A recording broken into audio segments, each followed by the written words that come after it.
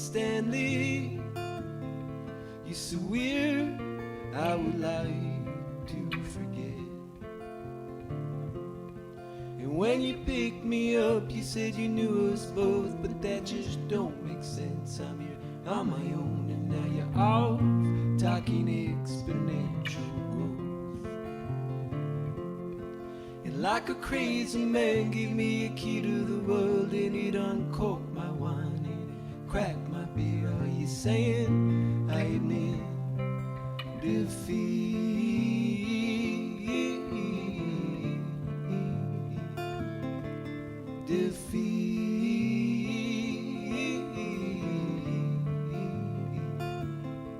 Anytime I admit defeat.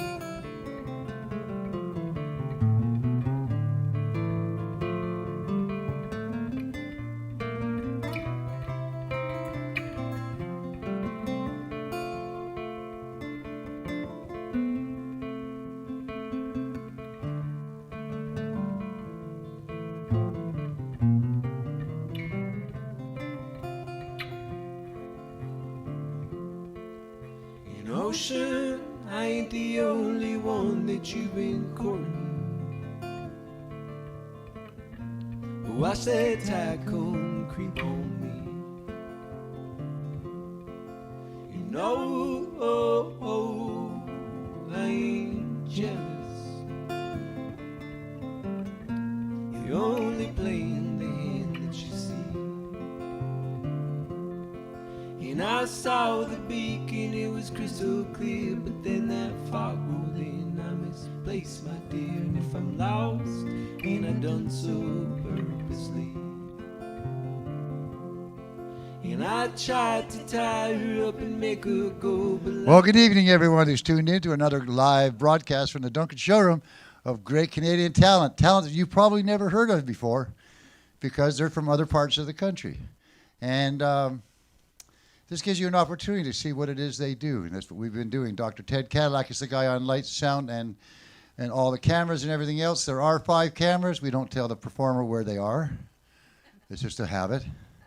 But we get to do a Johnologue, which is, my name's Longevity John. You can call me Long for short, but you can't call me short for long. One of the things that we do here is we have a bunch of stuff that's available to look at, but not for sale. It looks like the best curio shop in Canada, or anywhere, but unfortunately, as I said, nothing's for sale. But everything has a story. And because there's going to be 2 sets tonight, and you get a chance to take a look, I'm going to give you a little preview of some of the things that have gone on here and some of the things we have. There's a guy named Ole Olsen. He used to work on Volkswagens in the community. Great guy. And when he retired, woodwork was his second passion. So he used to go around and take old fences, cut them down to make them look like saws, and use them as canes. Got the little rubber cap on the end. She even got that little gold inlay that if anyone who uses a handsaw knows that those are in there, right? Tells you what brand it is. Just cool, but it was a little short for me, so I asked him if he'd make me one my size. He said, not a problem, Long John, I'll do that for you. And I noticed that the handles are all the same size. It's really cool, right? It's one size fits all. So he went and made me one. It's my height. I've actually flown across the country using this. That means I get to get on the planes early because they all think I'm crippled, when in fact it was only a prop. He's got a little gold inlay, but when I asked him, I said, thank you for making it the size you did and all that, but what's this, a design flaw? He says, no, Long John, that's a design improvement. That's for the old guys. This way they don't get their shoes wet.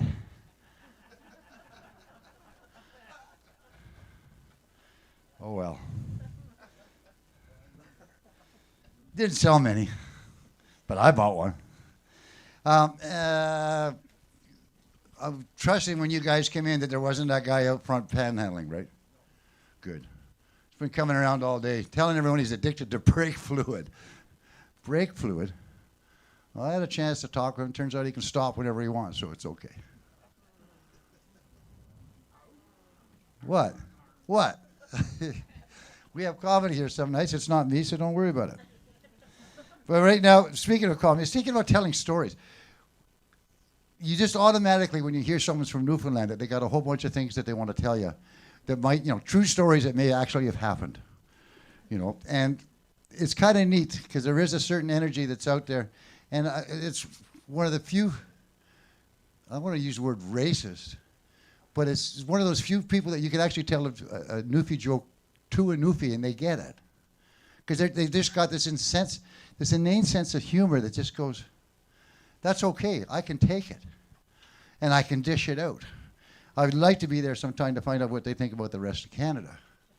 But we won't find out about that. But anyway, tonight, Mike Sixonate is here.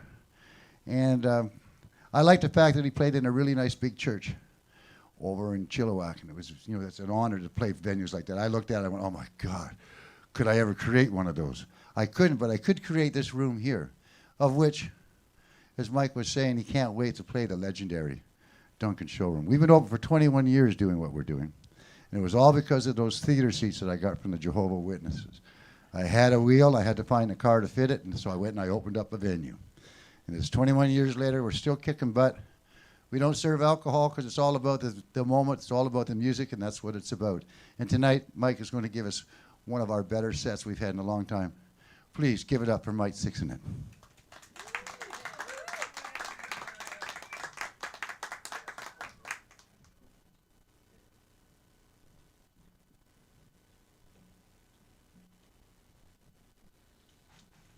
Well, hello, everybody. How's everybody doing out there? It's so nice to see friendly faces. This tour through BC, I have heard from so many friends and colleagues about Long John, about the legendary room, about Mr. Cadillac back there who mixes about 1,000 shows a year. And I could not wait to come in here, and I could not be more excited to have friendly faces in the audience, small but mighty, my favorite. For those of you who have seen me play before, I always open up my show by playing a song by one of Canada's greatest songwriters. And I'm not going to change that tonight. I'm going to play a song by the late and great Stan Rogers. This one's a little bit of a deep cut. Not many people know this tune. It's not one of the big hits. The first time I heard this song, I instantly fell in love with it, especially as a performer. The song is called Pharisee. And I've been opening up my show with this one now pretty much for all of 2024. But for the last 20 years, I've always picked a Stan Rogers song to open up my show. And I don't think I'm going to break the streak tonight. So this is the late and great Stan Rogers tune, Pharisee.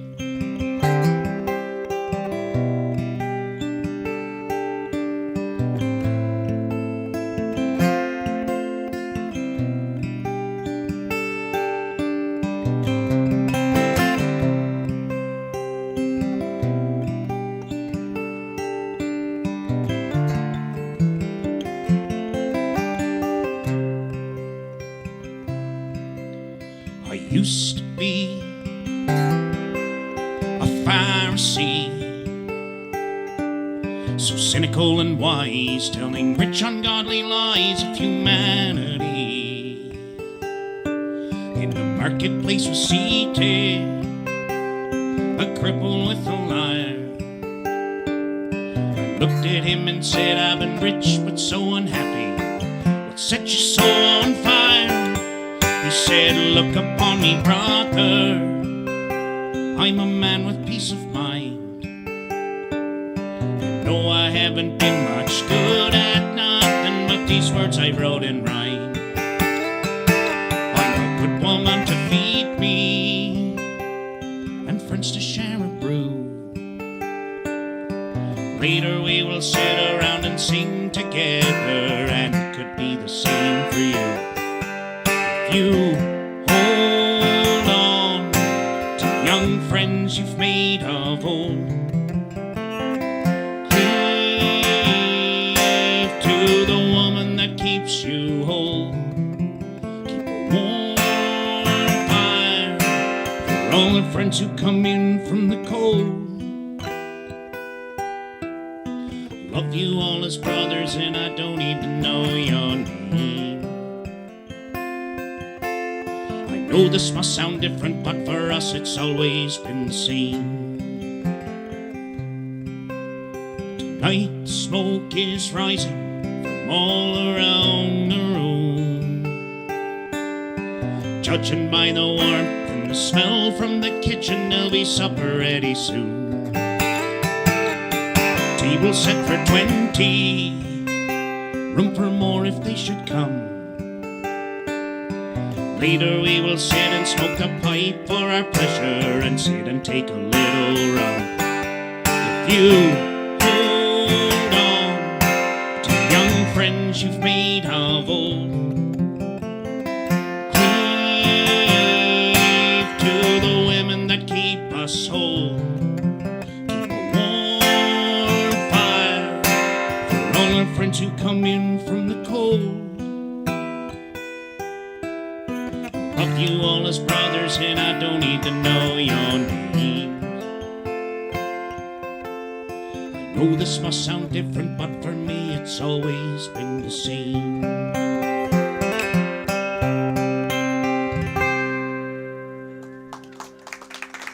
Thank you very kindly. The late and great Stan Rogers.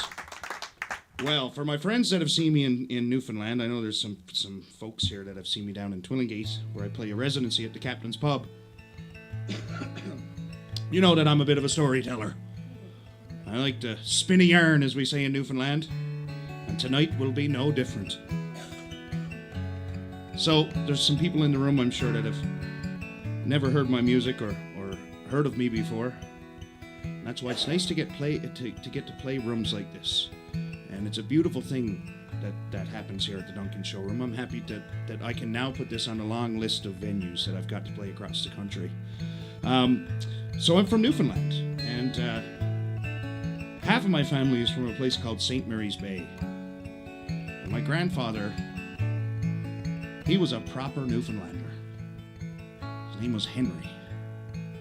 A little place called Mitchell's Brook.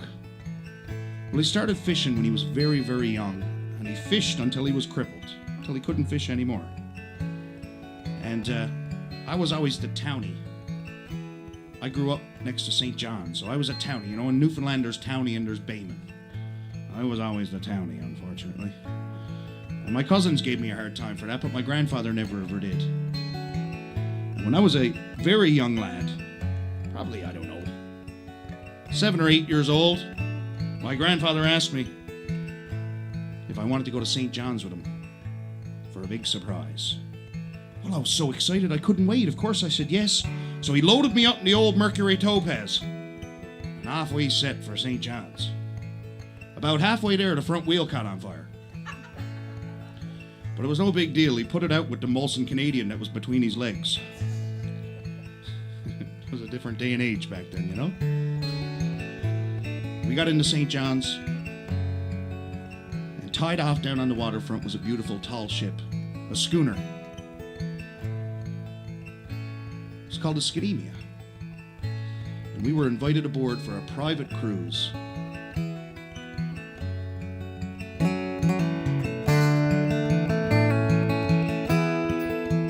Well, the ship left, took up our lines, and off we set through the harbour of St. John's. I remember as a little boy seeing St. John's from the water for the very first time.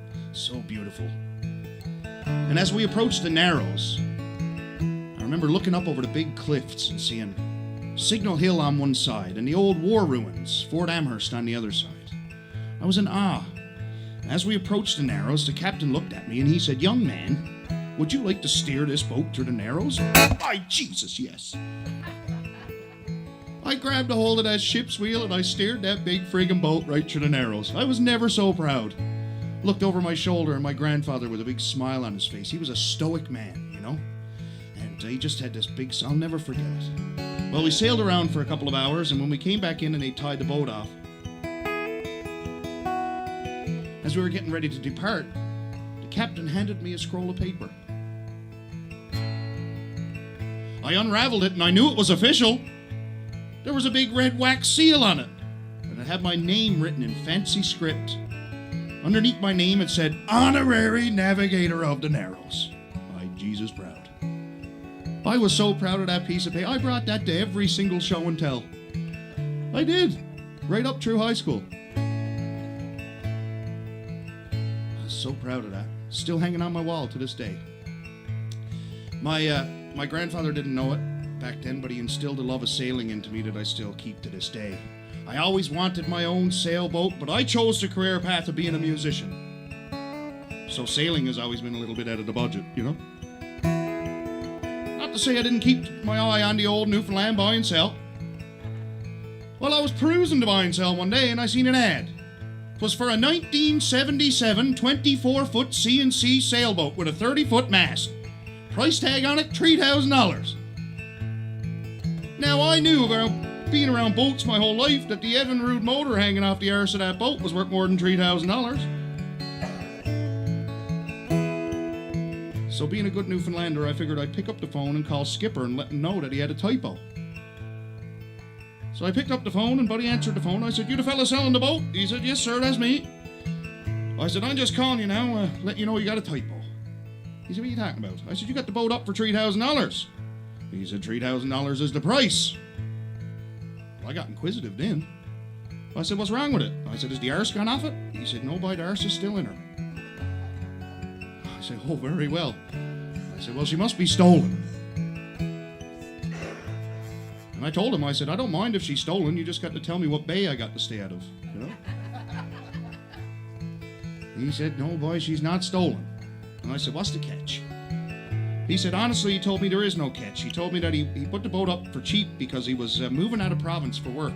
And his boat was sitting at the marina, and it was collecting yacht fees.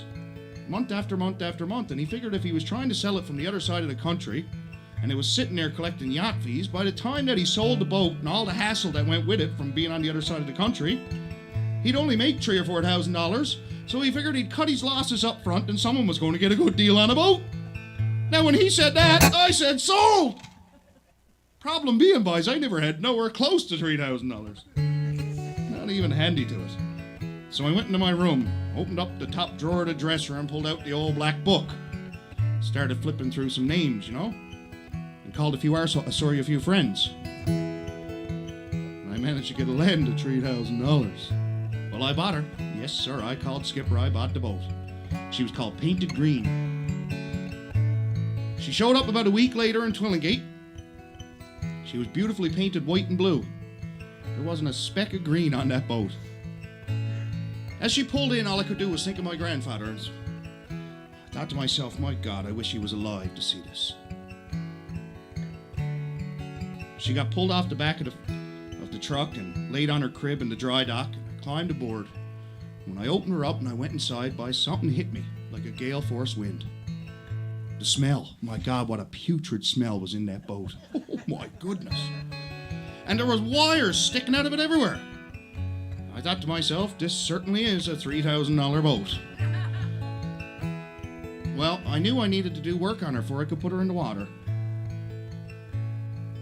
And I thought, there's no way I can afford it. There's no way I can afford it. And as I was having these thoughts, how am I going to afford to get this boat in the water? It's almost as though the sky cracked open and my grandfather floated down from heaven above and whispered in my ear, "Spend your life savings, Mike." So I went up to the credit union and I said to Roz, "Roz, I want to take out my life savings." And she said, "Mike," she said, "you're just a young man. You should save your money." And I said, "Roz, with all due respect, I earn that money and I'll spend it how I want." And she said, "Very well." And she went in the back room and she came out with a manila envelope, passed it to me, and I put that in my top pocket and I marched out the door.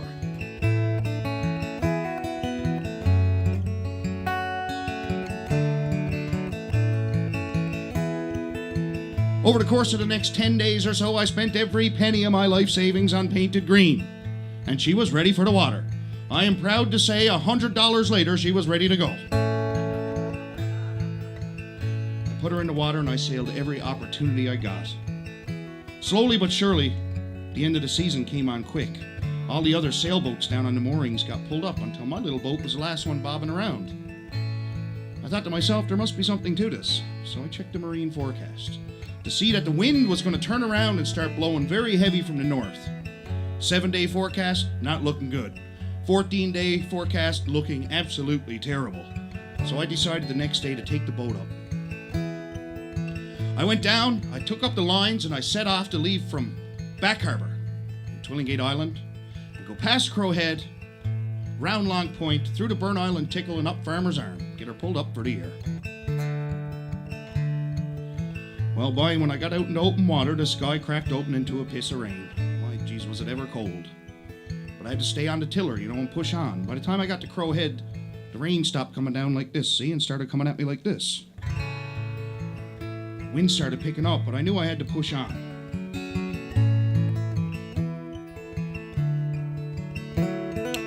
By the time I got to Long Point, I was into about a 15-foot sea. That's a big sea in a little boat. And I had no choice but to put her nose in, see, to keep myself off the rocks. And as the bow sunk down over the waves, the water rolled right over top of her and started filling up the cockpit. And I looked down and I seen that the water was up over my ankles. I knew then that I wasn't quite the sailor I had given myself credit for, I had a choice to make. I was going to be swamped. If I kept on my course, I was going to be swamped, and I would have died out there. I could turn around and go back, try again, another day. But I knew the forecast wasn't looking good. Or I could make a risky move, and cut the tiller hard. Put the broadside of painted green into the swell for just a few short minutes to make a quick pass around Long Point and get myself into a following sea. Well, of course, that's exactly what I did. I cut the tiller hard. And the first wave that grabbed a hold of painted green rocked her so hard that the spreaders on the mast kissed the waves. The second one grabbed her just as hard, if not harder, except this time the poor old mast couldn't put up with the strain, and one of the shrouds snapped clear. That's the cable that holds your mast upright, and the mast began to list very heavily. I didn't know what to do. I got into a panic. First thing I did, I dropped down the old 9.9 horsepower Evinrude and I cracked her open. Everything she could suffer. I thought to myself, if that mast comes down, I'm dead. I'm dead out here. There's no one coming to save me. And then it hit me. By geez, the day before I was up to Castle Building Supply and I had bought myself a roll of Gorilla Tape. That old duct tape garbage. $14.99 a roll. Gorilla Tape, the real deal. Well, I took that Gorilla Tape and I braided it around the shroud. I pulled it around the gunwale back and forth and back and forth and back and forth. I was so hyper-focused. By the time I had used up all 150 meters of tape, the wind had blown me around Long Point and I was into a following sea. Thankfully, I got pushed right into shore. I got in Farmer's Arm and got the boat pulled up. Farron was there waiting for me in his oilskins, and there was me coming in a spring jacket like a drowned rat, my boat taped together. We pulled the boat up in silence, and I went home that night and I drank a well-deserved dozen beer. I thought about it all year long, all winter long. I woke up just as the spring was coming on, and I had flashbacks of when I heard that shotgun blast is what it sounded like when the shroud snapped. And I thought, my God, if my grandfather was still alive. Well, boys, I figure I'd still be farting out pieces of his boot. Something came over me. I was driving down the next spring to get the boat ready for another year in the water. And as I pulled up to the gates of the marina, I stopped the vehicle. And I turned around. And I drove right to the dollar store. And I bought a for sale sign. Not a week later, some arsehole from the next town over paid $9,000 for that boat.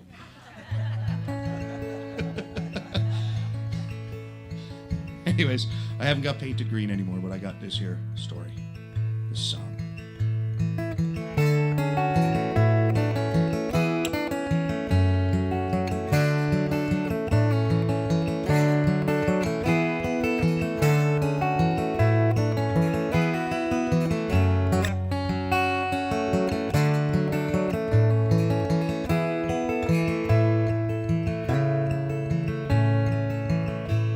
It was early one morn with my eyes on the breeze.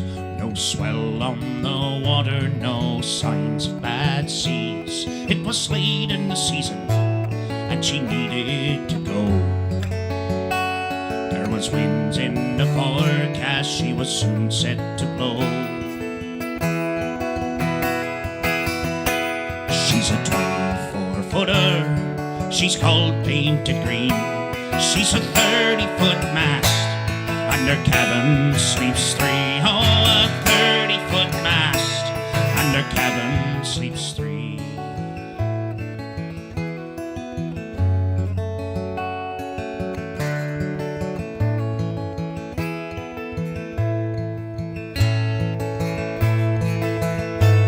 I took some small comforts, I went to my boat.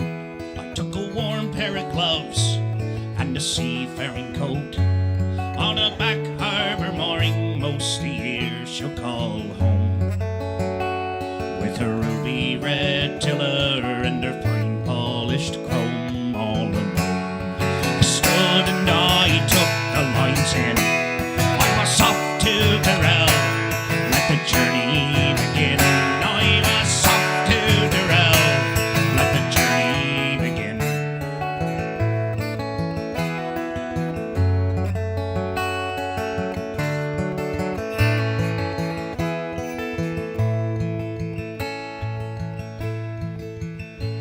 Not a mile out at sea, the rain came down in sheets. All me scuppers were full, and then on come the breeze. Out away from the rocks, was still hugging the shore. I lashed myself to the rails, I was drenched to the core. Oh, she'll blow and blow from heaven and hell, and the winds from the north, I'll be caught in the swell. Oh, the winds from the north, I'll be caught in the swell. Yes, she'll blow and blow from heaven and hell. Won't be the last time she'll come through the swell. No, it won't be the last time she'll come through the swell.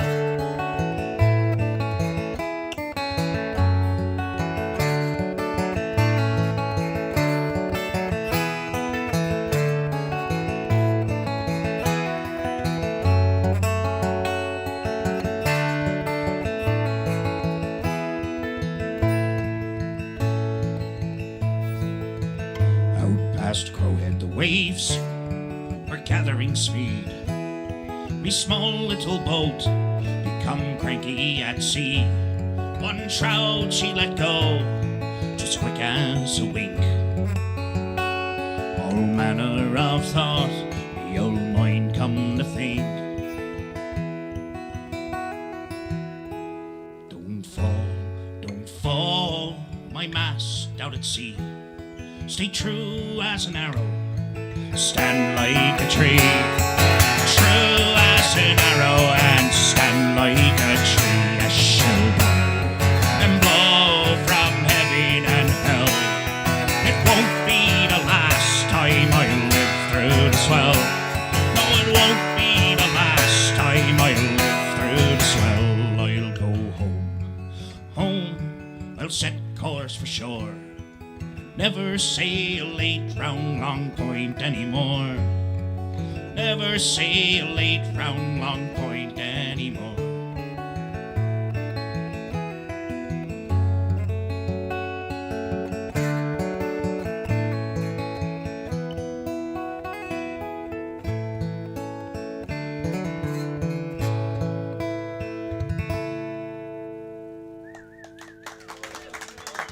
Thank you very kindly.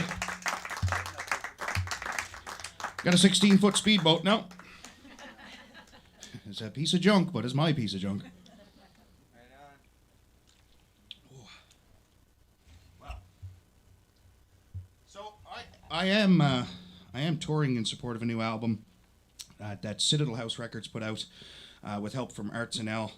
It's called The Old Crow, and I'll play the title track for that in the second set and tell you the story behind that.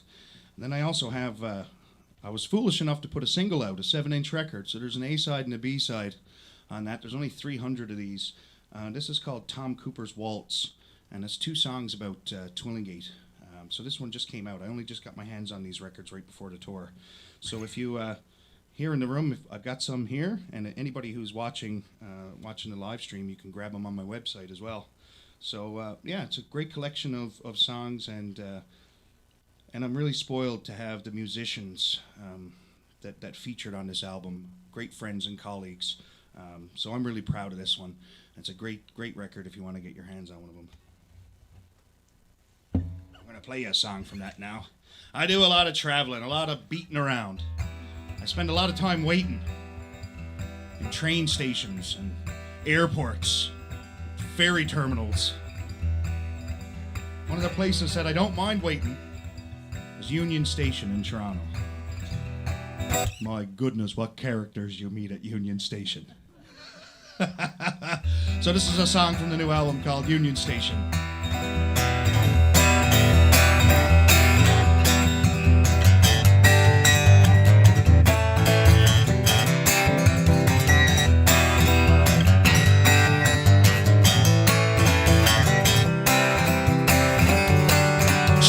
Trouble with the law, but the law's always waiting to catch her in a tangled web for the lies she's elevating in this one-horse town with tired folk all grabbing for the tree, following one by one dance to the marching beat.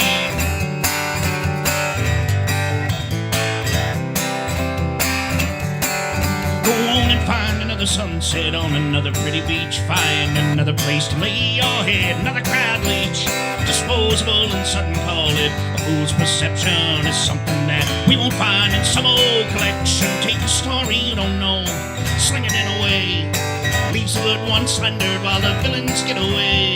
But we all read the story and we know that in the end, never what you think it is, it's all just pretend. Jump on a plane and fly away today. In a hotel room, not the same as yesterday. Maybe I'll ride the train today. Head on down to Montreal, got a visit I should pay. Maybe I'll learn not to walk away.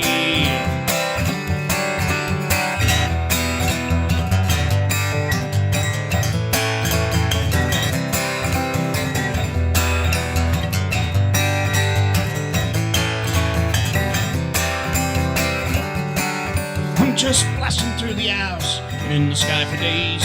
I'm hoping that this final bit is a bet that finally pays and stop the train at Union Station for a week or two. Spend my last few dollars on a meal to get me through. I'll see your picture on the floor by the cables in the crowd. Smash my hands every night and I sing them way too loud. Time to be the piper, it's time to stir the pot. Kindly remember the things not soon forgot. On a plane and fly away today. I'm sleeping in a hotel room, not the same as yesterday. Maybe I'll ride the train today. Head on down to Montreal, got a visit I should pay. Maybe I'll learn not to walk away. I'll learn not to walk away. Oh, maybe I'll learn not to walk away. Learn not to walk away.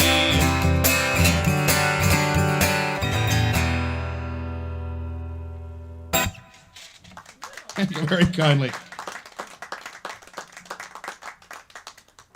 There's a line in that song. I see your picture on the floor by the cables in the crowd. That's my little girl. Everywhere I go. Sweet little Clara. I told her if she wants to become a musician that she needs to go to college first. I wish somebody told me that. I'm sure my mother did. Speaking of which, this is a beautiful room to share a piece of music that I don't normally play. My daughter was born during COVID, and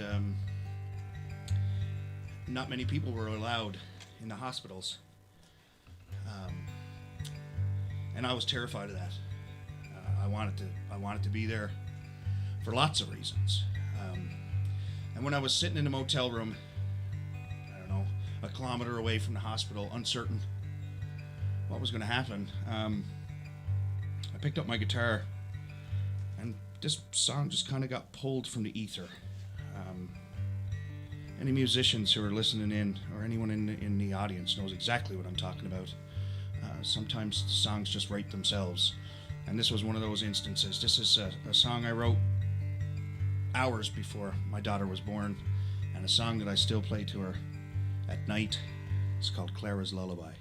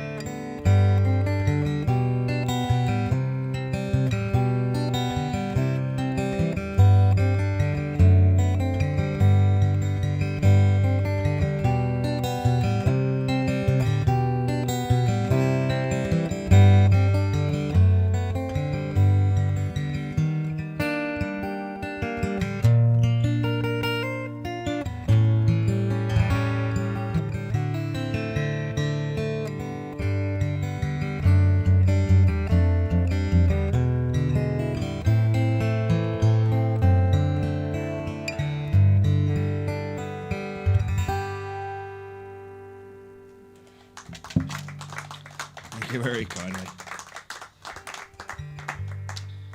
Well, there's no children in the room, so I'm going to tell you a story. I couldn't get away with this one in Chilliwack.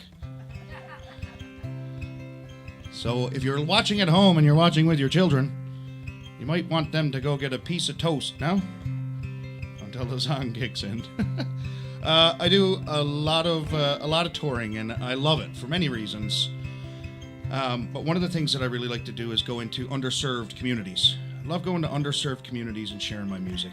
So on this tour, myself and a good friend of mine, Michael O'Grady, and Devin Pollitt, and Arthur Renwick, and his counterpart Warren, another guy Dustin, we all went up to Lax Quilams up in Port Simpson. We did a 3-day workshop up there, and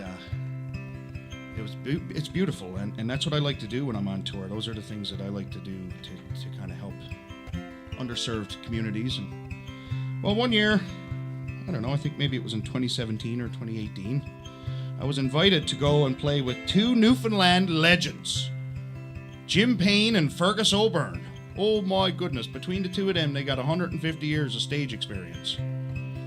And anyways, we were playing in a stadium. I'd never played in a stadium before, holy moly. And it was sold out. But when we got there and we showed up to the stadium, there wasn't a car in the parking lot. But there wasn't room to park either. It was all skidoos, the whole place. It was, along the lower North Shore of Quebec. So we're up there, and I get up, and I'm like, well, boy, I suppose I should play a good old Irish tune, eh? So I get up there. My grandfather used to love this song. And so I get up, and I say, I'm going to play a song now. This one's called The Old Triangle. And I said, this one's wrote about a big metal triangle now that the guards used to ring to wake up the prisoners along the Royal Canal. And that's what my grandfather told me the song was about. So after the show, we're in the green room, and Fergus O'Byrne comes up to me with a stern look on his face. Oh, my. And he gives me a smack right upside the head. He said, I can't believe that you sung that song for a stadium full of kids. I said, what are you talking about? What song? He said, The Old Triangle. He said, do you know what that song is wrote about? I said, yes.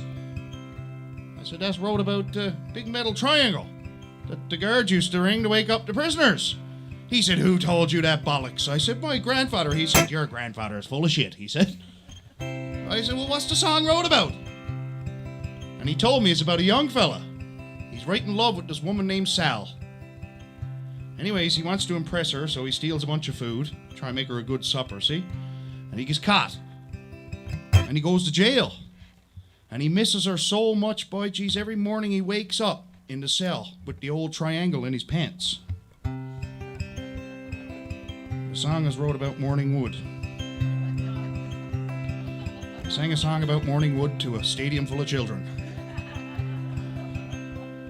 And now I'm going to sing it to you. It's a beautiful old Irish tune called The Old Triangle.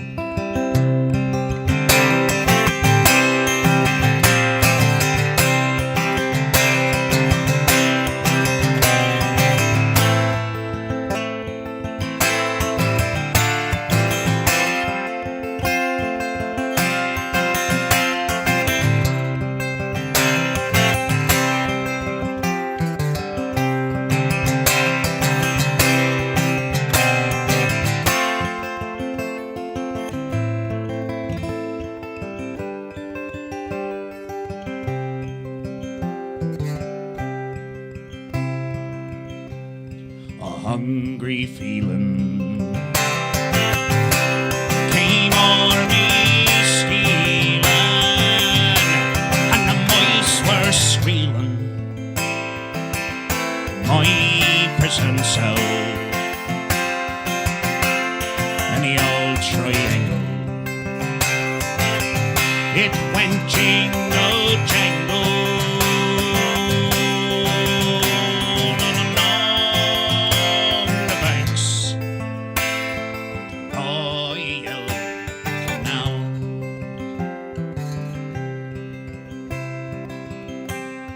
Begin the morning. Oh, the screw was falling. Get off your bowsy, clean up yourself. old triangle. It went jingle jangle along the banks of the Royal Canal.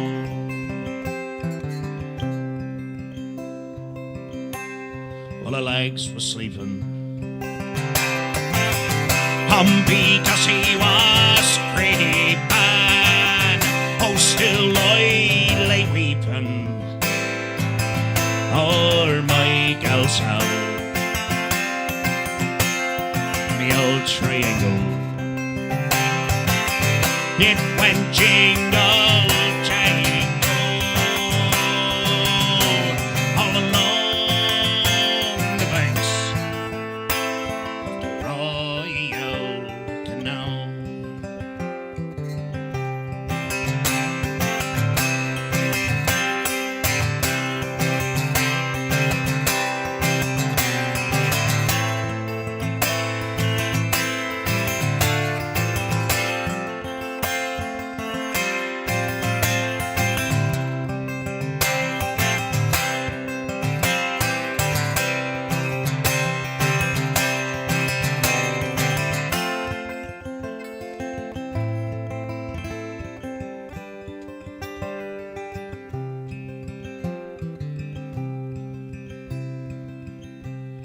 Well, a female prison,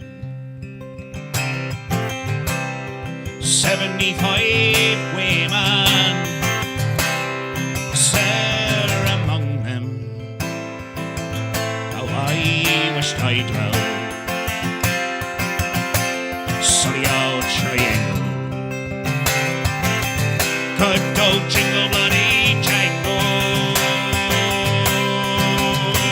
all along the banks of the Royal Canal.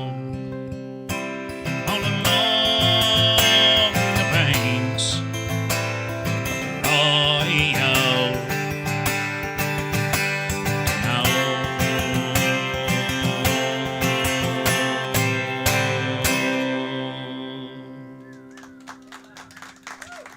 Thank you very kindly. Well, there we go. I'm gonna play one, and then maybe we'll take a quick little break, have a chat, and I gotta tune the old guitar to a different tuning. I feel like playing this one. What's the dating scene like here? Yeah. What's it like here? Not good? Well, you guys wouldn't know. Look, you've been married for God knows how many years, huh? Yeah. And if you're on Ashley Madison, you're definitely not going to tell.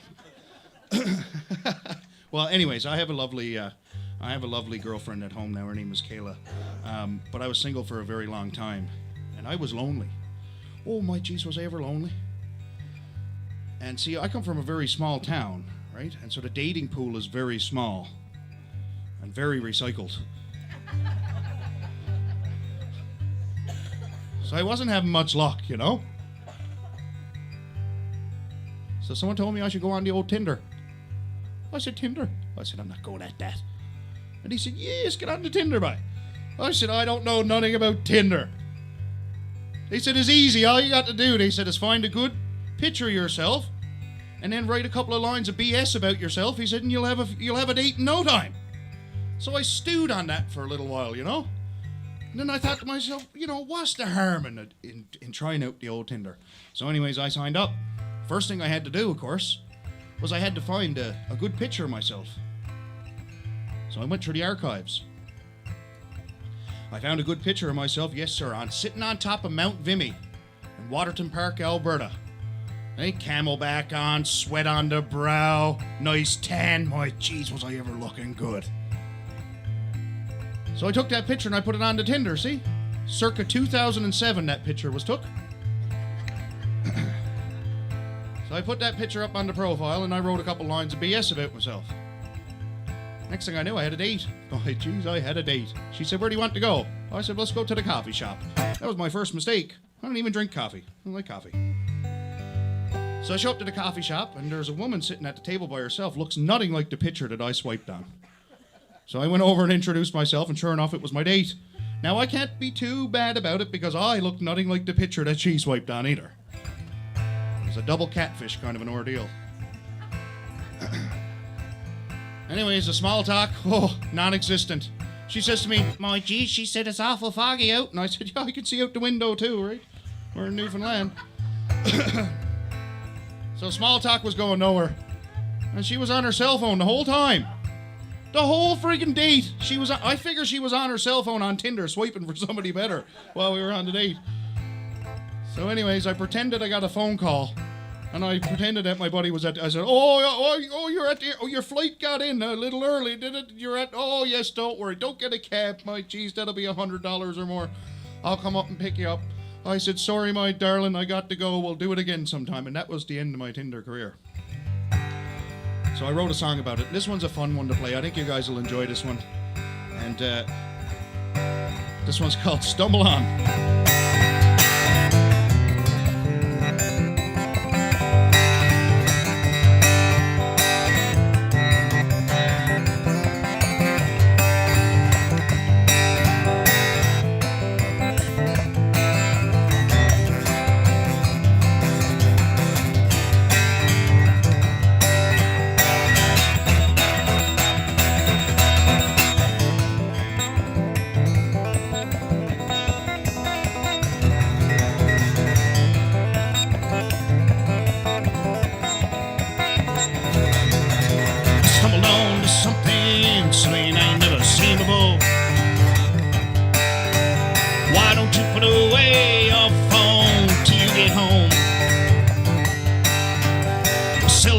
Cell phone screen, time spent with your friends. I don't wanna have to wait for you to message me again. See them shining eyes and pictures on some screen. I don't wanna read about you from some magazine.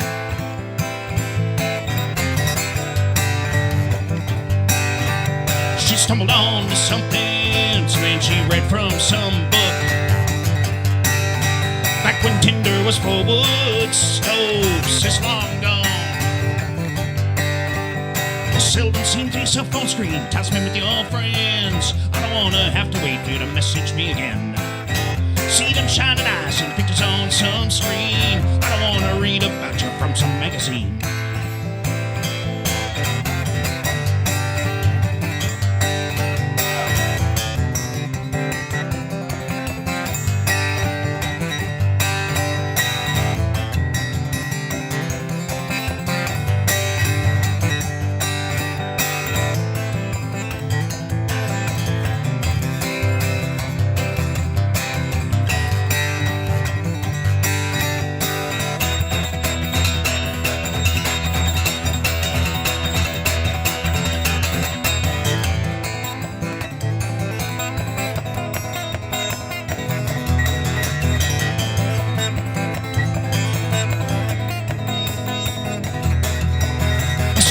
To something saying I ain't never seen before.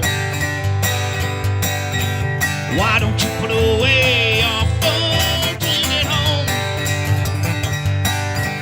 She stumbled on to something, so then she read from some book.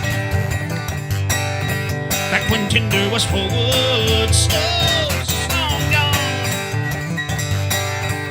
Well, seldom seen through your cell phone screen, time spent with your friends. I don't wanna have to wait for you to message me again. See them shining eyes and pictures on some screen. I don't wanna read about you from some magazine.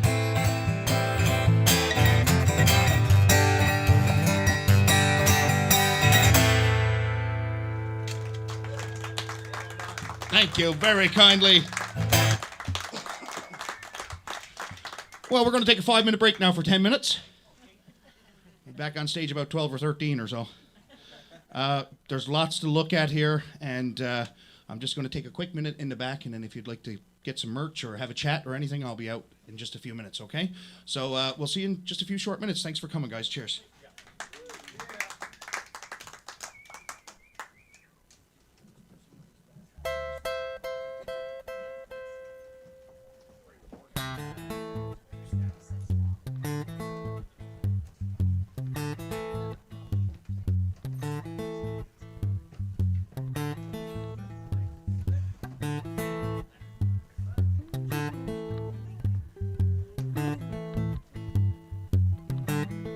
You might slip, you might slide, stumble and fall by the roadside. Don't you ever let nobody drag your spirit down. Well, when walking up to heaven, don't let nobody turn you around. Walk with the rich, walk with the poor, and learn from everyone. That's what love is for. Don't ever let nobody drag your spirit down. Well, when walking up to heaven, don't let nobody turn you around. Some say yes, some say no. Some wait and see which way the wind's gonna blow. Don't ever let nobody drag your spirit down.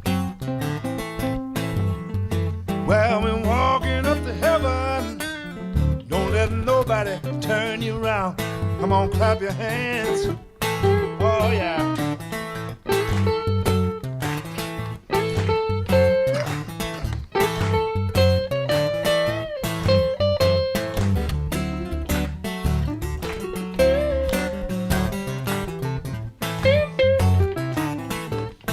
Yes, sir.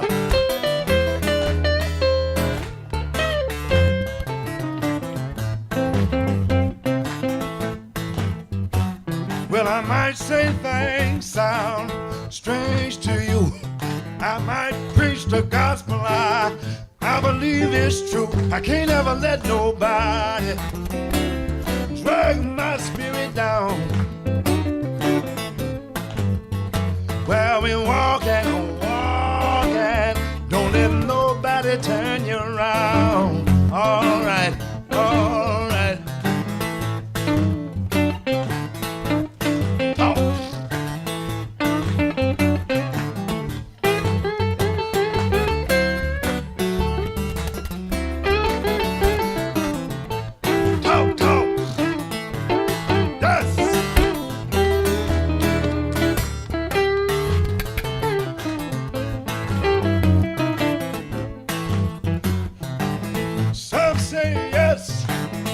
Say no, some wait and see which way the wind's gonna blow. And don't ever let nobody drag your old spirit down. Well, we're walking up to heaven, don't let nobody turn you around.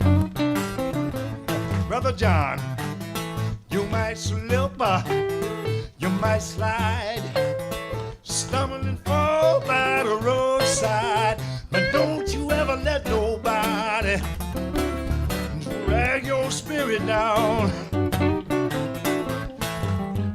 Well, we're walking up to heaven, don't let nobody turn you around.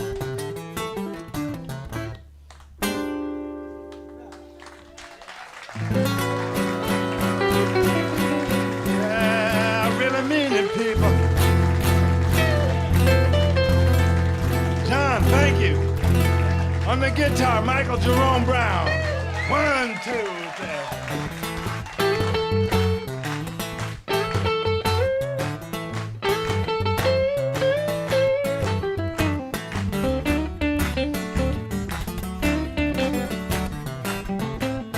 Yeah.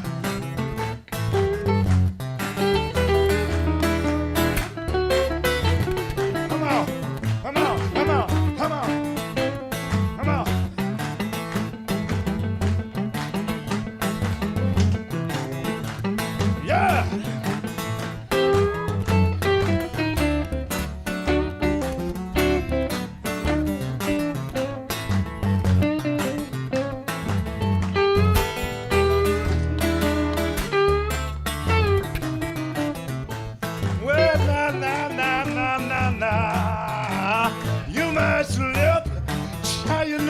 Slide, stumble and fall by the roadside.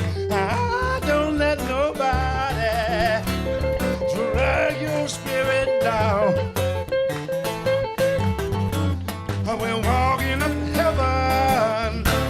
let nobody turn you around. You know, I feel all right.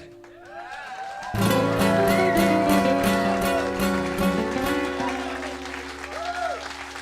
you. All right. On the 12th string, the 6th string, the fiddle and the harmonica, Michael Jerome Brown.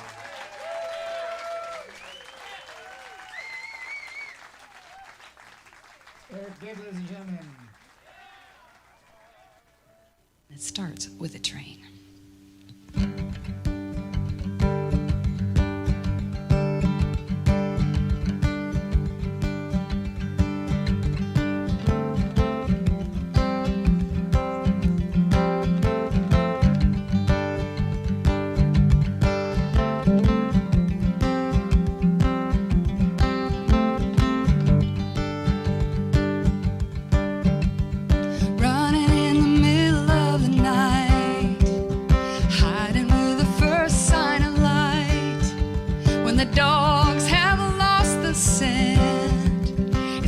Start the running again.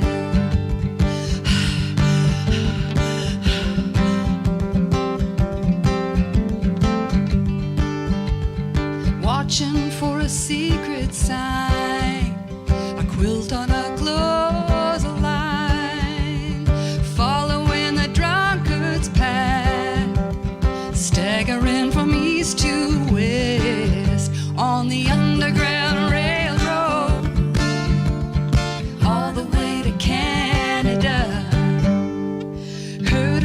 Chance of freedom. Word came down from Halifax. If you cross Niagara River, nobody's gonna send you back on the Underground Railroad all the way to Canada.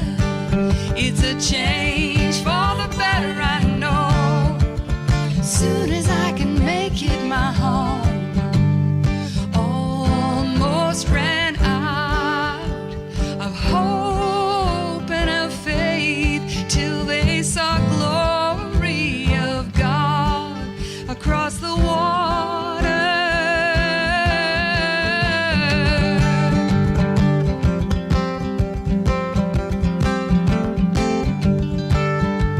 The glory of God was the name they gave the city of Windsor, so no one would know what they were talking about. The quilt patterns, the quilts were hung on the lines to tell the runaway slaves what to do next. The patterns indicated certain things.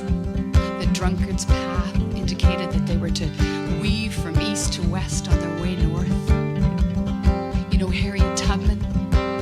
She made it up on the Underground Railroad and became a conductor and made it down several times and picked up more and more passengers. Every time she went down, she'd say a little prayer. But first, we'll go back to the train. Oh, the train is waiting at the station. Conductor's at the door.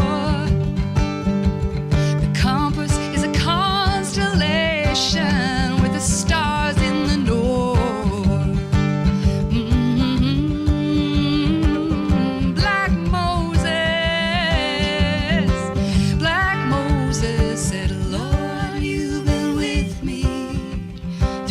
Troubled times before, so won't you stay with me through troubled times once more on the Underground Railroad all the way to Canada. It's a change for the better, I know. Soon as I can make it my home on the Underground Railroad all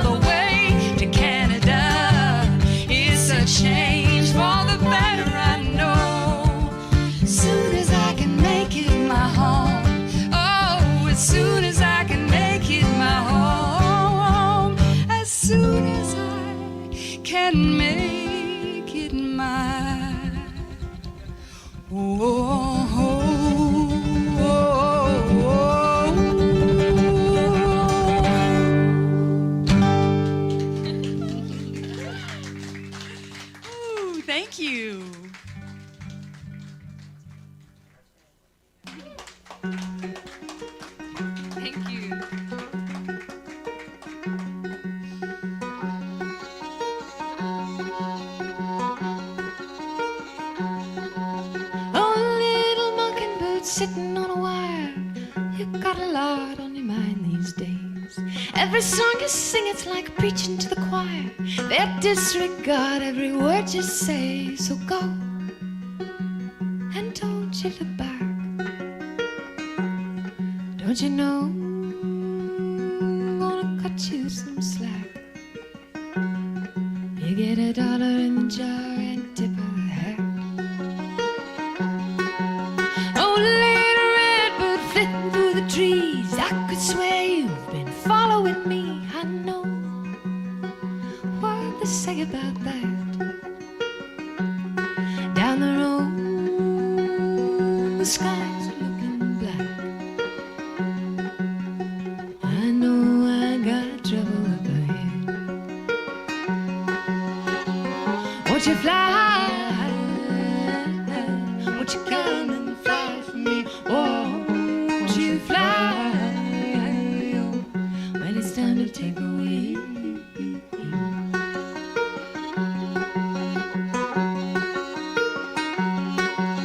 Oh, little sparrow on the edge of your nest, you got the weight of the world on your wings. All the other birds just stop and left, and you're all alone. It's a harrowing thing just to go, not knowing how it'll do. But you were born to see this through. Up and away, Godspeed to you.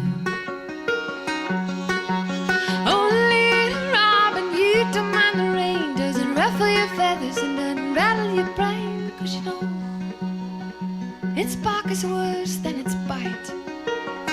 Just a little bit of nose flash of light. You're gonna eat your fill tonight. Won't you fly? Won't you come and fly for me? Oh, won't you fly? Well, it's time to take away.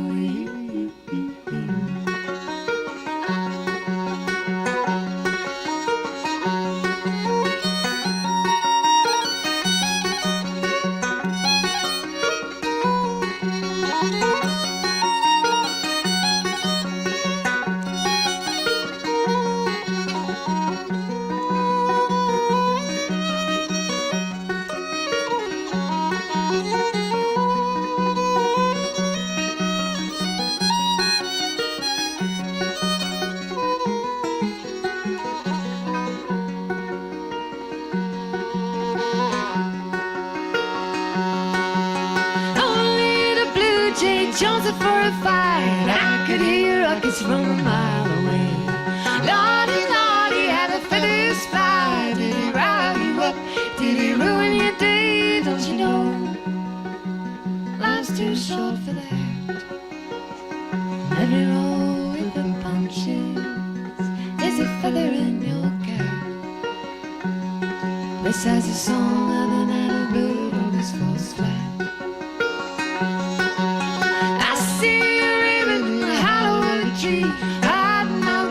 That you stole from me, you know all the glitters and gold. Don't you go believe in lies and so. All you got there is a pocket full of change. Won't you fly? Won't you come and fly for me? Won't you fly?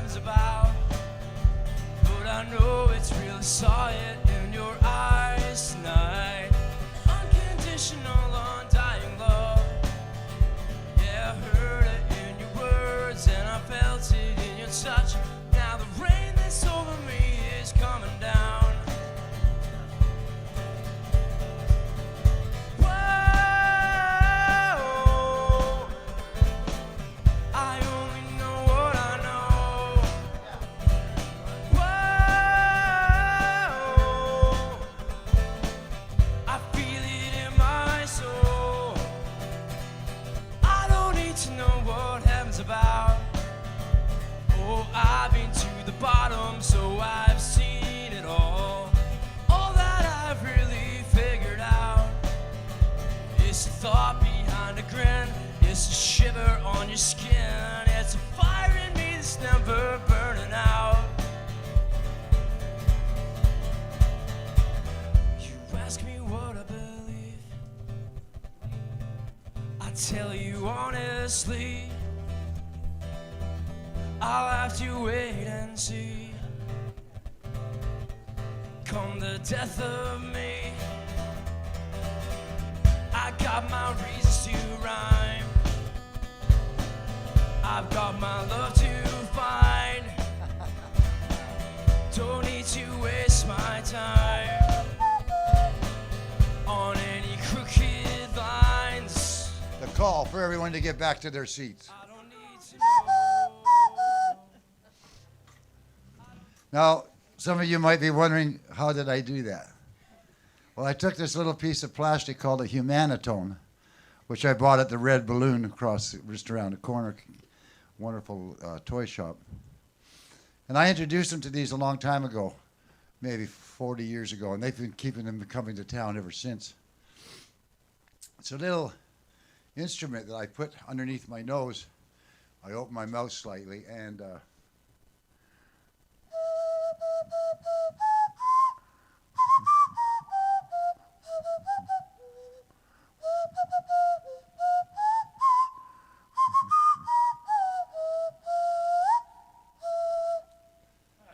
okay?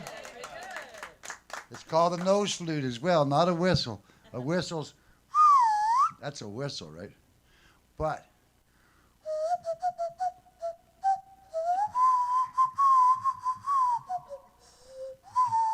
people still say it's not music. It tells me you got too much time on your hands. Yeah, I do. I made a habit of that. I remember when my dad retired, I welcomed him to the group. He wasn't too impressed. But anyway, I'm going to make sure Mike gets one of these so he can take it back and he can amaze people. It's one of those instruments that no one wants to borrow, which is kind of cool. And you can play the great nose, the yellow nose of Texas. No one knows you when you're down and out. God only. There's a whole litany of songs you can play. But right now, are you having a good time? Yes. Okay. Well, here's one for you. Knock, knock. Who's there? Yeah. Yahoo! I'm sure glad to see you're all having a good time. That's the way I was supposed to do that one. Shit. Anyway, let's get him back to the stage. Mike, Sixonate, please.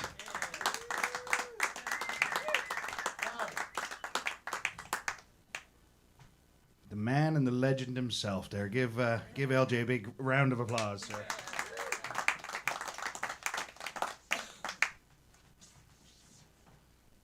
Right.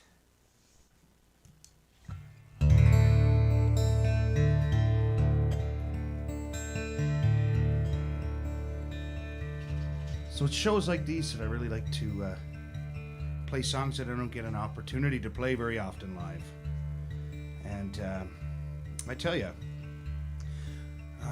I never envisioned myself still being on stage at this point in my career. I wanted to move into the industry, and I did just that. And I had a studio back in Newfoundland, and unfortunately, it burned down to the ground. And I'm not very good at being a businessman, I guess, because my insurance claim was denied. And I had no choice but to get back on stage. But I do love it. I do love it. It's just now that I have a beautiful little girl at home, I find it harder and harder and harder to be on the road. I'm going into week number 3 now, and I'm very excited to give my little girl a squeeze. But I've always been a songwriter, and no matter where my career takes me, that's not going to change.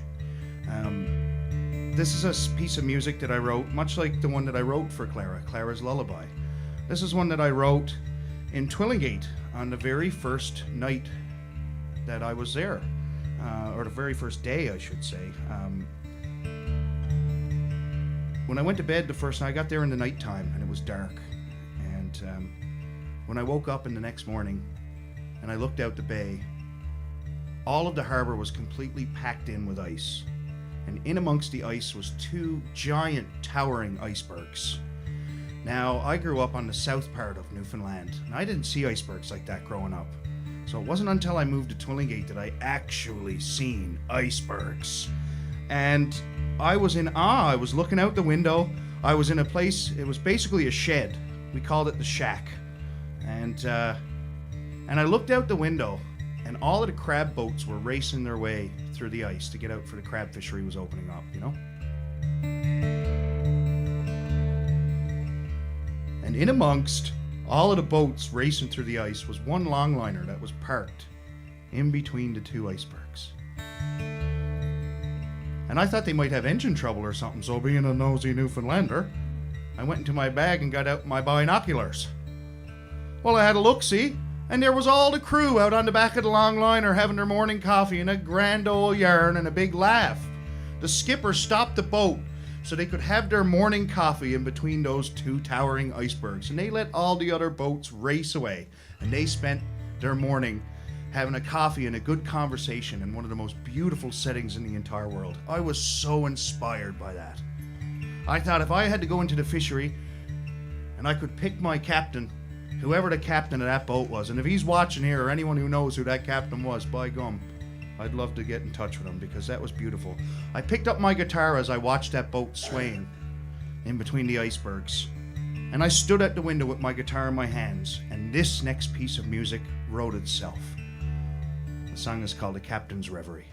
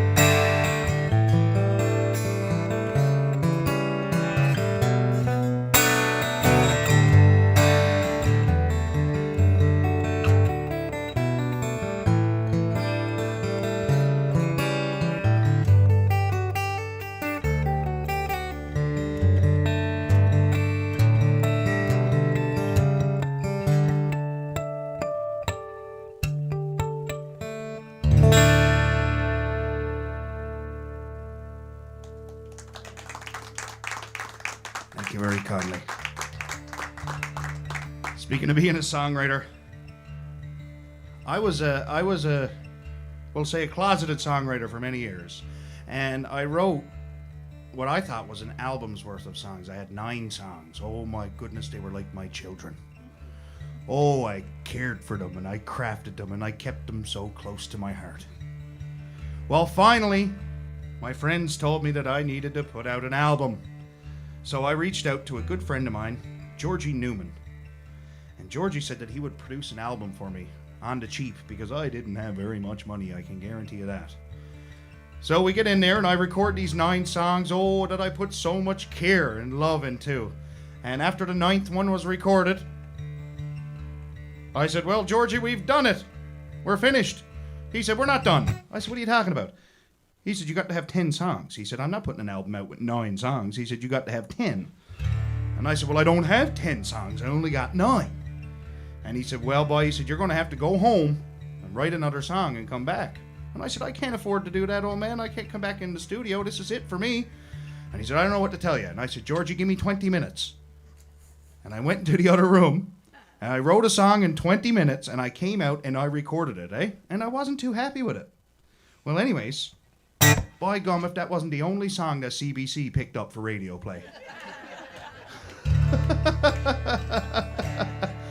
So I'm going to play that one for you now. This is off my first record. This one's called The Last Chance Dance.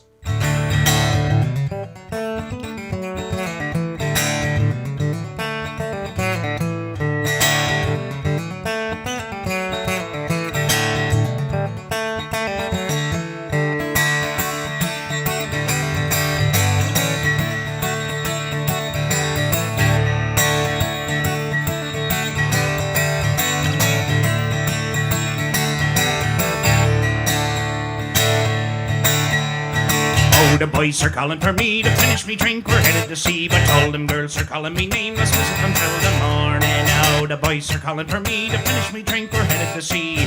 Girls is calling me nameless. Visit until the morning. Old Nick's McDonald tree doors down. He's cutting his wood and heading to town. Carnation finds a cup of tea. That's life around the bay. Up the Cape for a drive to see if me and she's still alive. Comes up for time, the pot will boil. That's life around the bay. Oh, the boys are calling for me to finish me drink. We're headed to sea, but all the girls is calling me nameless. Visit until the morning. The boys are calling for me to finish me drink. We're headed to sea. Girls is calling me nameless. Visit until the morning.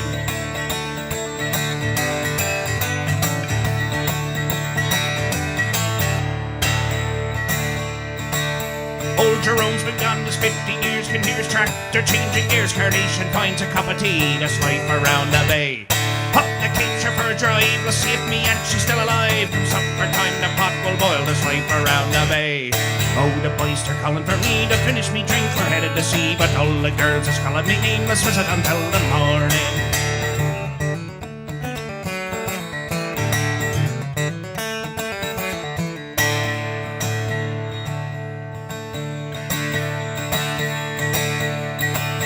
Old Nick's McDonald tree doors down, still cutting his wood and heading to town. Carnation finds a cup of tea, that's life around the bay. Up the Cape for a drive to see if me and she's still alive. Come supper time, the pot will boil, there's life around the bay. Oh, the boys are calling for me to finish me drink. We're headed to sea, but all them girls are calling me nameless. Visit until the morning. The boys are calling for me to finish me drink. We're headed to sea. The girls is calling me name. We'll visit until the morning.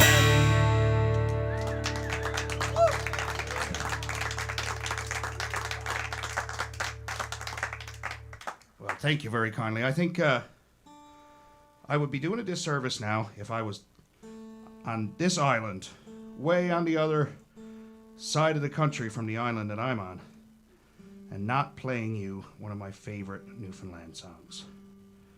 I think that would be a disservice to us all.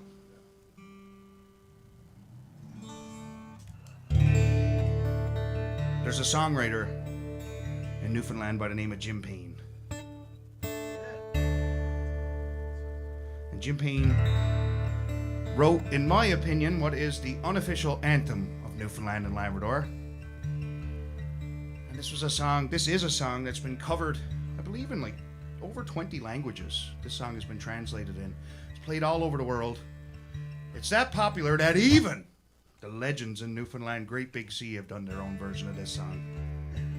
But this is my own arrangement of the tune, a song that Jim Payne wrote many years ago. This one's called Wave Over Wave.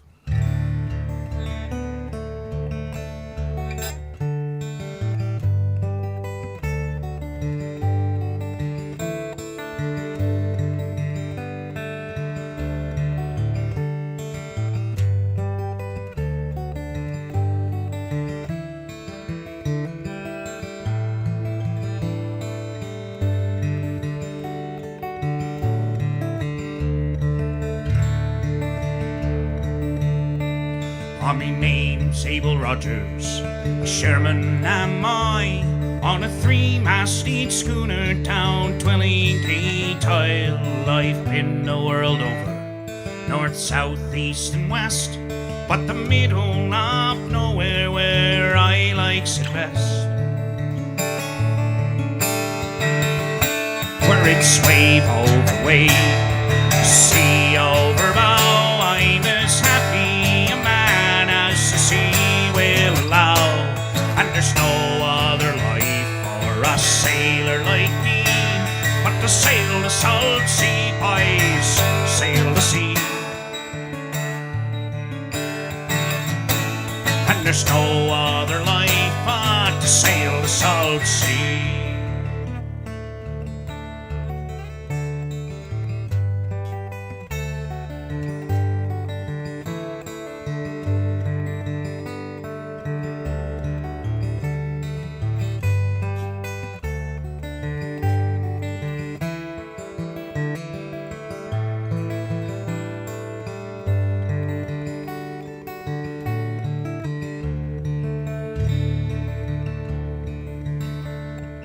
Leaves me wife lonely 10 months of the year. She built me this home, she raised my children there. Though she never comes out to bid farewell to me, or to ken why a sailor must sail the salt sea, where it's wave over wave, sea over bow. I'm as happy a man as the sea will allow, and there's no other life for a sailor like me but to sail the salt sea, boys, sail the sea. And there's no other life but to sail the salt sea.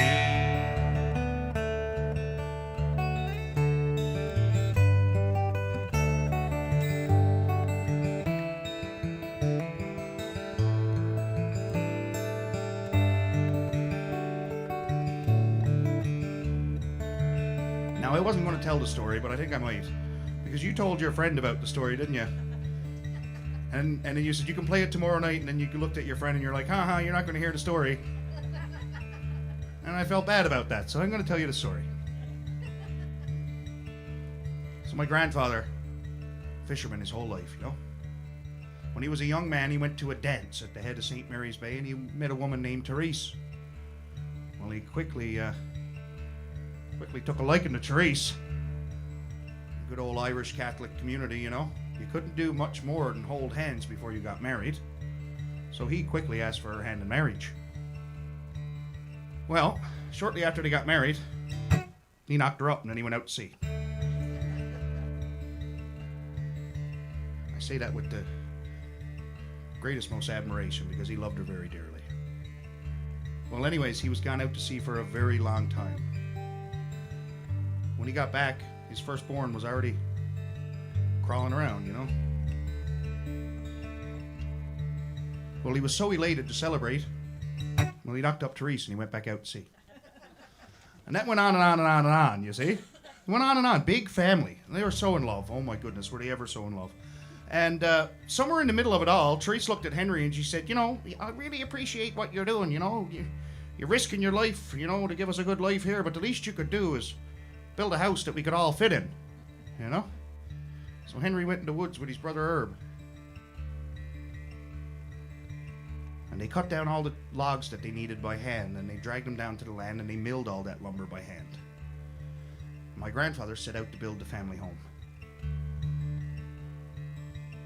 Well, he got all 4 walls built, and he was getting ready to put the roof on, you see, and Therese come down for her inspection. She said, my Jesus, Henry, that is some nice house. That's some nice house, but you know what? It'd look a lot nicer on that hill right over there. So my grandfather, God love him, took that house down board by board and moved it 100 feet down the road and built it on the hill. Well, finally he got the house built, he got it all done, and Therese and the kids all moved in. Henry was so elated. He was so happy to celebrate. Well, by gum, he knocked up Therese and he went back out to sea. They were so madly in love, they stayed together till death did them part. And you know what? When I look back on my grandfather and my grandmother and their relationship with one another, it gives me hope that true love exists. This last verse of this song that I'm going to sing for you, this is the one that reminds me of my grandfather. I'm getting a bit teary-eyed up here, boys. I've sailed this wide ocean for decades or more, and oft times I wonder what I do it for, but I don't know the answer 'tis a pleasure and pain, but with life to leave over, I'd do it again. Where it's wave over wave, sea over bow, I'm as happy a man as the sea will allow. And there's no other life for a sailor like me, but to sail the salt sea, boys, sail the sea. And there's no other life but to sail the salt sea.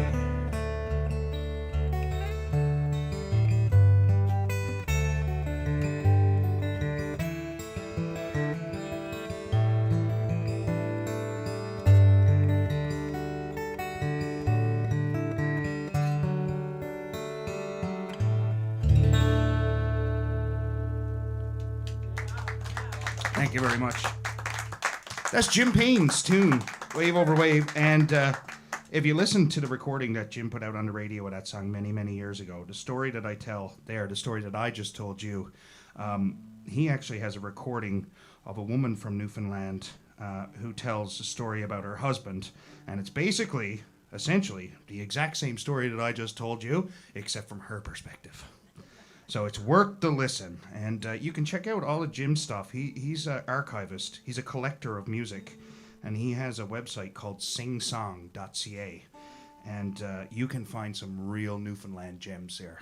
Jim Payne's a great musician, but also doing a wonderful thing for Newfoundland music and archiving it all and making it available. So singsong.ca if you want to check that out.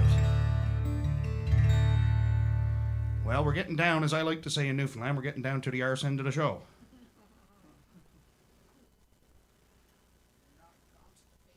Nope. Too much Jameson for that.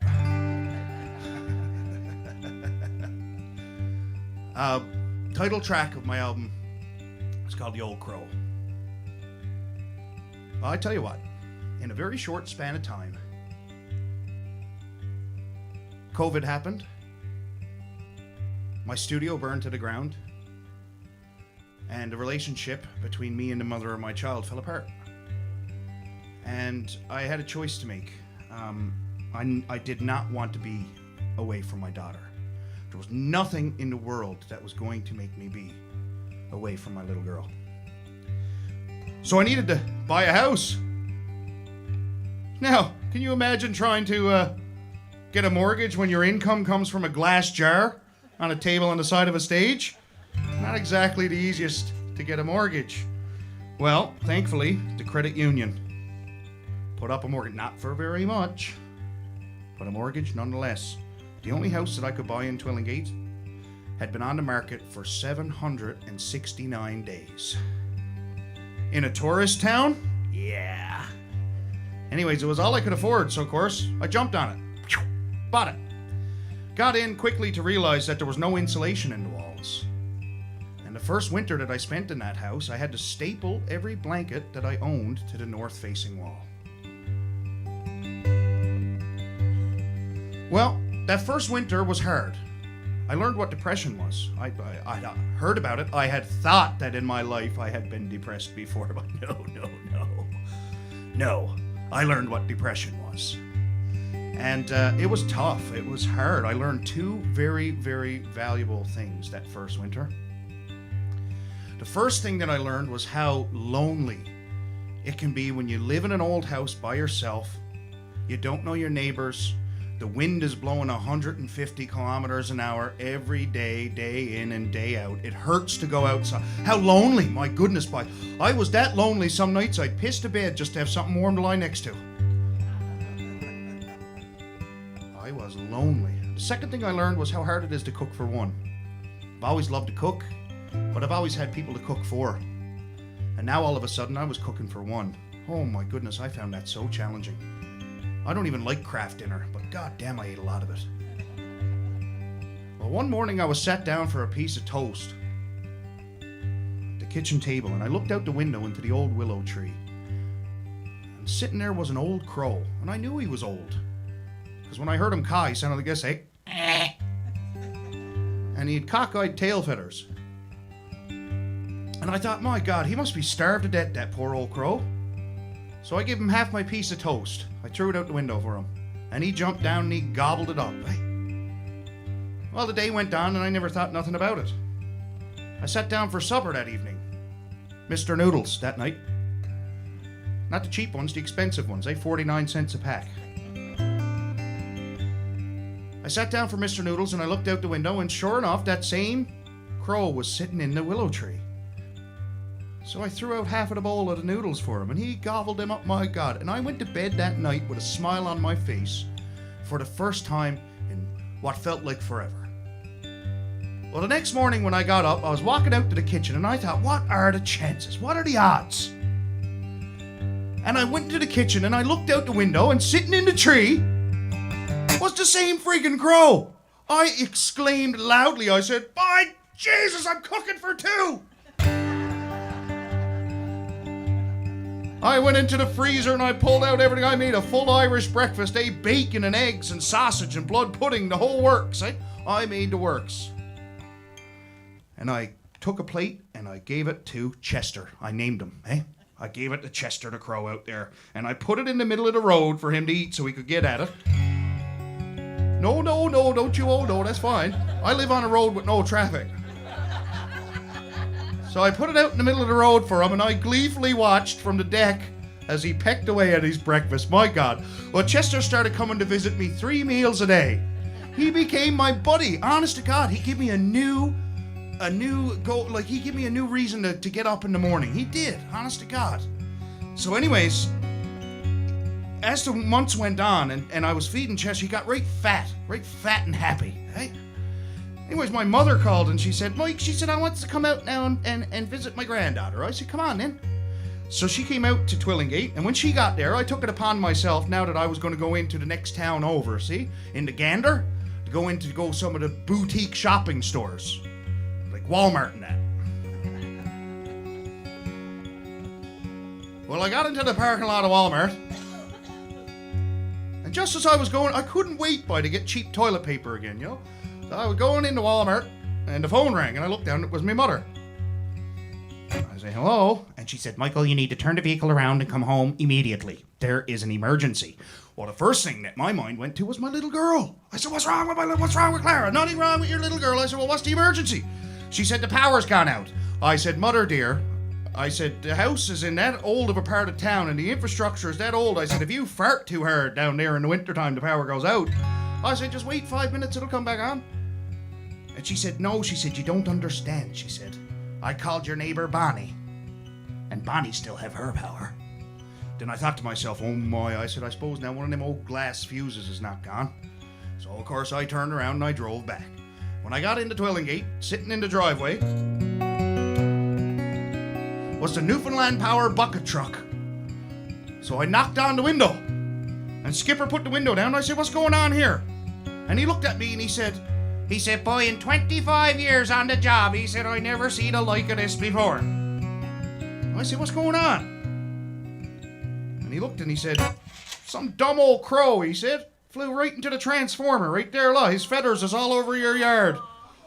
Well, I'm telling you, you want to talk about devastated. 3:30 in the afternoon, so the sun was already going down. I could see the feathers strewn about out in the yard. Oh my God, my heart was broken. I went to bed that night. I couldn't even make myself a piece of toast or nothing. I tossed and turned all night long. When I woke up in the morning, I dragged my heels down the hallway. I reluctantly went into the kitchen and opened up the curtain to look out into the willow tree, and it was empty. Just as I was turning my head, I see Chester fly down and land into the tree. There he was, So it was some other stupid crow that flew into the transformer.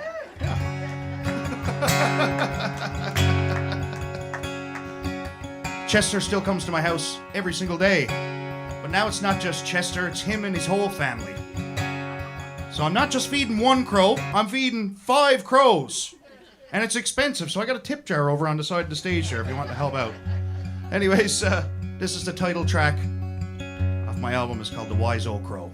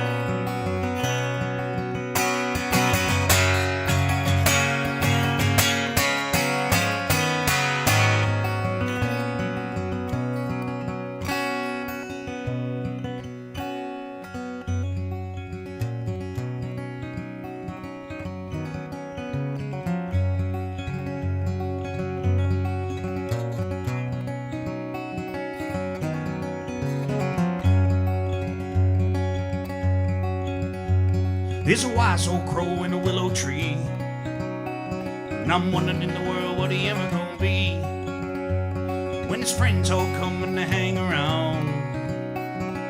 Wonder when that old crow leaves this town, this tiny island in the middle of the sea.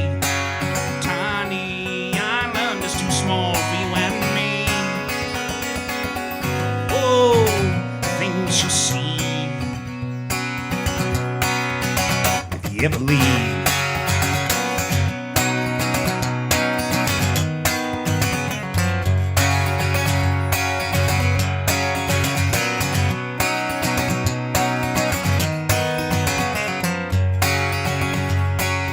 Wise old crow, he left and flew, and I'm wondering in the world what he ever gonna do.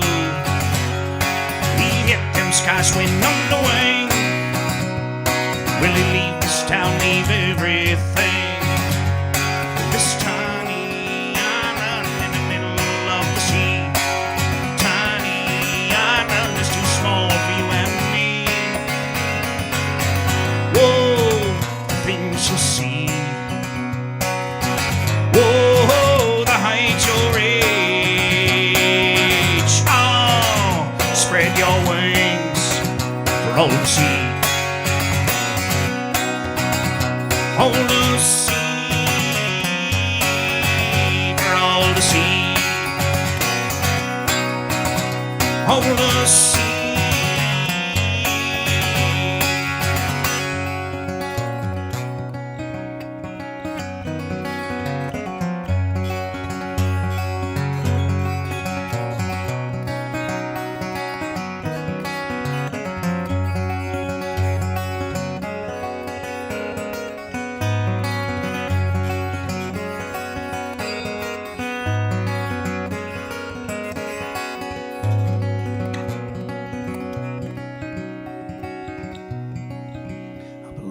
Wise old crow must have stopped to rest, and I was wondering in the world what'll ever come next. Well, his friends all now had nothing to say. You're gonna leave the nest, you gotta do it your way. Whoa, things you see. Whoa, the heights you'll reach. Oh, spread your wings for all to see. Hold the sea for all to see. Hold the sea.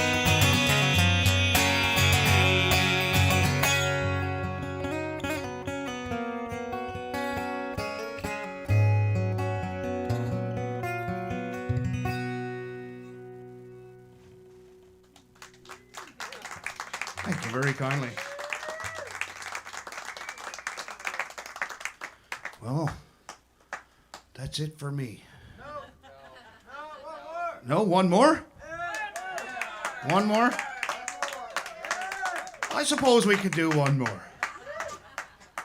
I have been so fortunate for the last couple of weeks to been traveling with a great friend of mine by the name of Michael O'Grady. Yeah. He wishes he could be here, but he had some other things, unfortunately, that he needed to do in Toronto. So hopefully, when we come back next year, we'll get O'Grady to make sure that he makes an appearance. Get some accordion. Yes, he is the whistle man, and he plays some great accordion and whistle, and he's a great singer and he's just an all-around great dude and great musician. Yep. So this is the song that, if there ever is an encore, this is the one that he likes to do for an encore. And so I'm going to keep him in spirit with me here tonight because I love my buddy O'Grady. And so I'm going to play for you now a beautiful song, not written by Stan Rogers, but certainly made famous by him. The song is called Down the Road. And I'm hoping that I'll see each and every one of you down the road.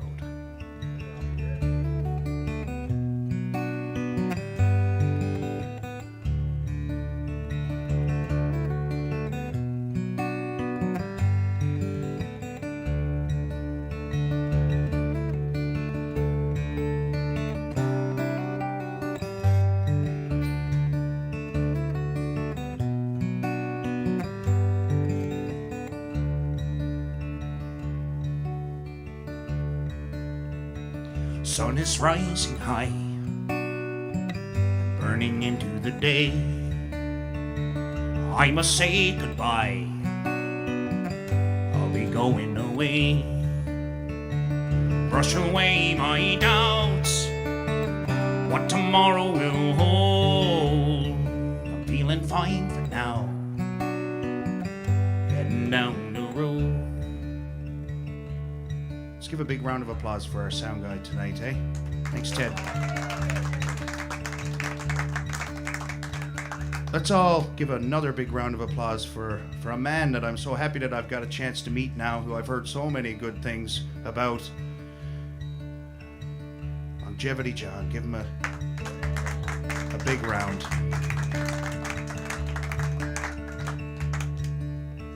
And thank you, because there's no such thing as a show without an audience. So give yourselves a round of applause.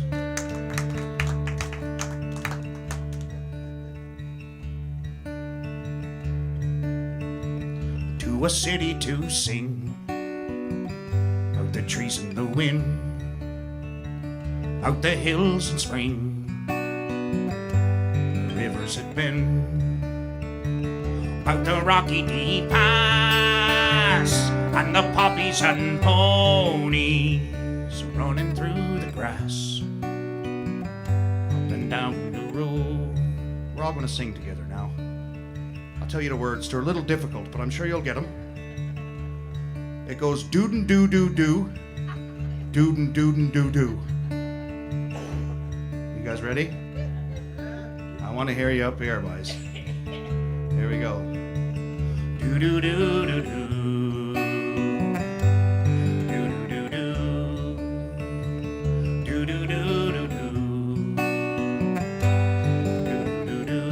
Up high. Do do do do do do do. Do do do do do do. Do do do do do. Do do. Well, at least we got one singer out there, I know.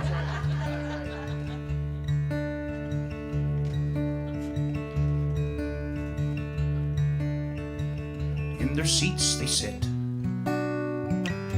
They holler for more. White smoke in a wisp from here to the door, and their admission they pay for the stories they're told of a bright new day heading down the road. There's heavy rain at my back, sleazy meadows ahead. In my book I keep track of the promises said for my songs in a town, what tomorrow will hold. Feeling fine for now, just going down the road. We're going again. I know you're ready. Oh, yeah. Do do do do do.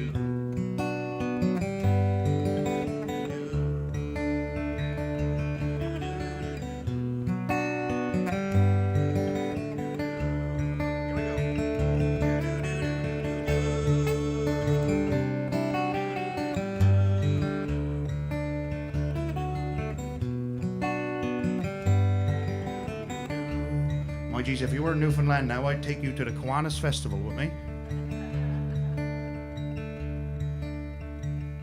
My name is Mike Sixonate, everybody. Thank you so much for coming tonight. Sun is rising high and burning into the day. I must say goodbye. I'll be going away. Brush away my doubts, what tomorrow will hold. Feeling fine for now, going down the road. Feeling fine for now, going down the road. Doing fine for now. I'll see you guys down the road.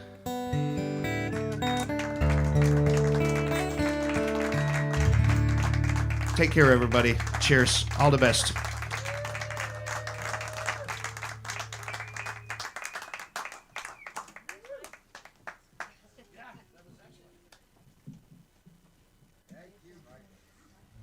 wasted.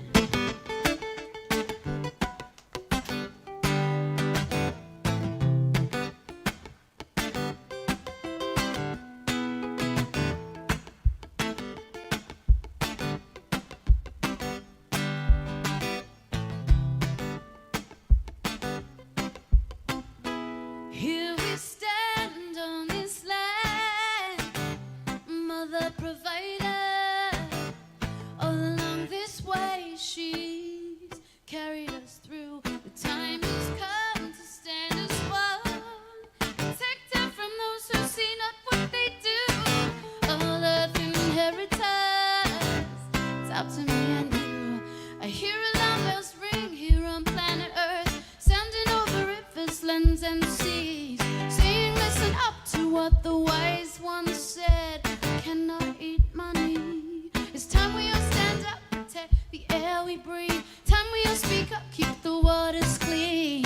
Time now to defend what precious life is left. It's time for responsibility. Again and again and again, I hear the same thing again and again. Well, it's time we learn, it's time to grow. After all, we reap just what we sow.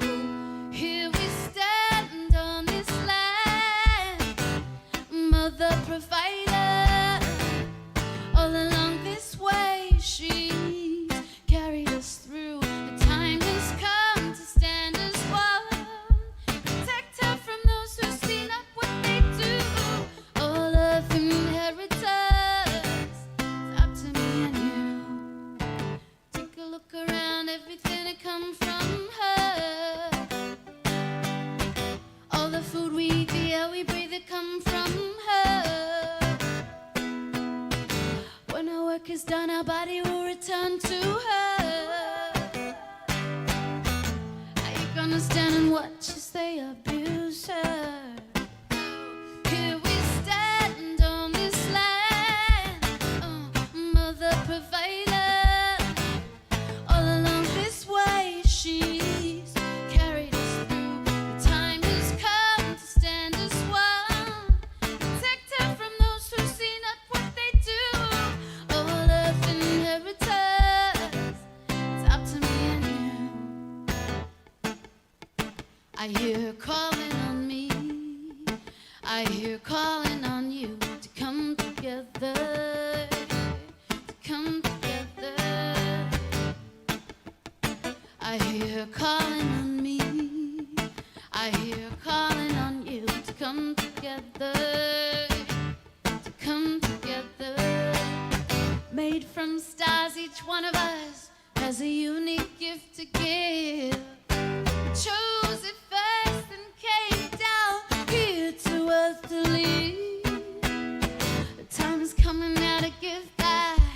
She who provides us all, earth's loving children, heed the call. Here we stand on this land, mother provider. All along this way, she's carried us through. The time has come to stand as one, protect her from those who see not what they do. All earth inheritors, it's up to me and you. Here we stand on this land, mother provider. All along this way, she's carried us through. The time has come to stand as one, protect her from those who see not what they do. All earth inheritors, it's up to me and you.